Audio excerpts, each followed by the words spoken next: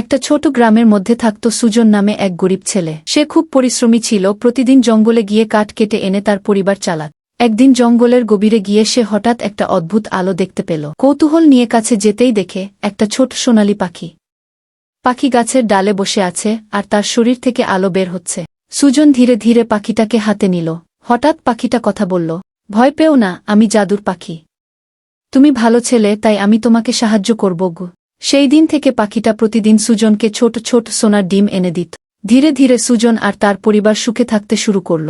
কিন্তু গ্রামের এক লোভী লোক এই খবর শুনে ফেলল। সে একদিন পাখিটাকে চুরি করার চেষ্টা করল। রাতে লুকিয়ে এসে সে পাখিটাকে ধরতে গেল। ঠিক তখনই পাখিটা জোরে আলো ছড়াতে শুরু করল আর এক শক্তিশালী জাদু দিয়ে সেই লোভী লোকটাকে ভয় দেখিয়ে তাড়িয়ে দিল।